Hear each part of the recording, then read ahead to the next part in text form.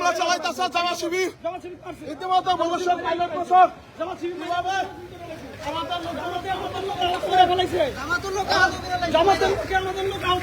আমাদের লোক আইসা সন্ত্রাসী আইসা এই সব হুন্ডা হচ্ছে জামাতের, এই সব হুন্ডা হচ্ছে জামাতের। জামাতের সন্ত্রাসীরা আমাদের লোক আহত করে বলাইছে। জামাতের সন্ত্রাসীরা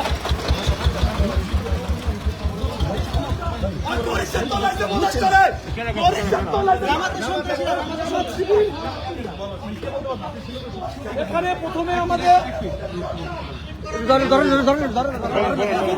স্বেচ্ছাসেবক দলের এরপরে জামাতের মোটরসাইকেল 200 মোটরসাইকেলে আমাদের লোককে আহত করে। জামাতের লোক আইসা জামাতের সন্ত্রাসীরা আইসা আমাদের বিশাল শিক্ষাকে আহত করে।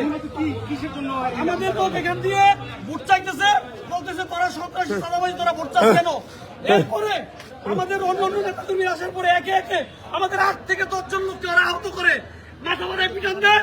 আমাদের সবুজকে এবং যুবদলের সভাপতি নিজাম সিকদারকে, বুধুসরকার স্বেচ্ছাসেবক দলের সভাপতি জনি রানীকে আহত করে। এরা সেনাবাহিনীর খবর পাইয়া এখন চলে গেছে এখান থেকে। সেনাবাহিনী আইসা ওদের এখান থেকে সেনাবাহিনী আইসা স্পষ্ট দেখছি ওদের ফিরে গেছে।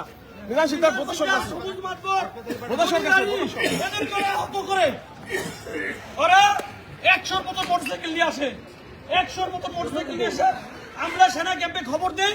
সেনাবাহিনী আসার পরে সেনাবাহিনীর হস্তক্ষেপে সেনাবাহিনীর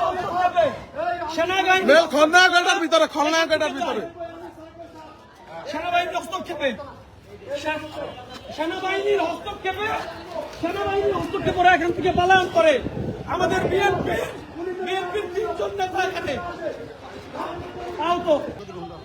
সাংবাদিক হুন্ডা তো কম,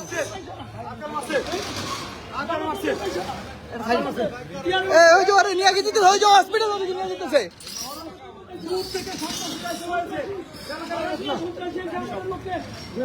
ভাই উজ্জ্বল ভাই ফোন দিছে, গাড়ি স্টার্ট দাও, গাড়ি স্টার্ট দাও, গাড়ি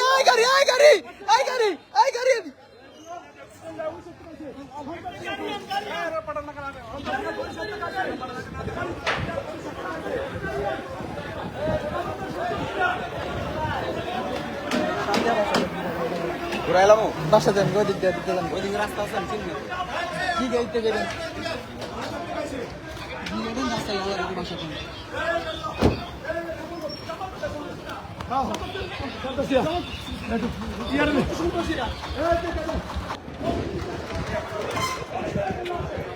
আমাদের সেনাবাহিনী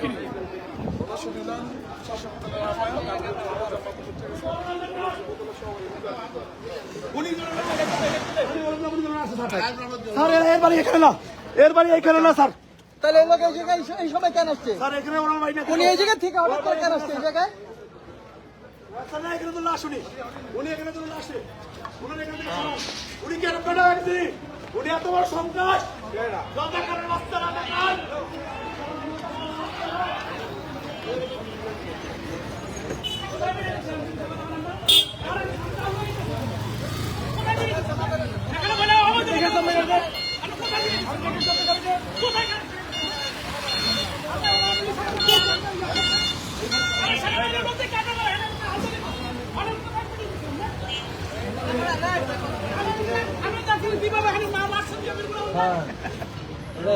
হুন্ডা মারামারি করলো।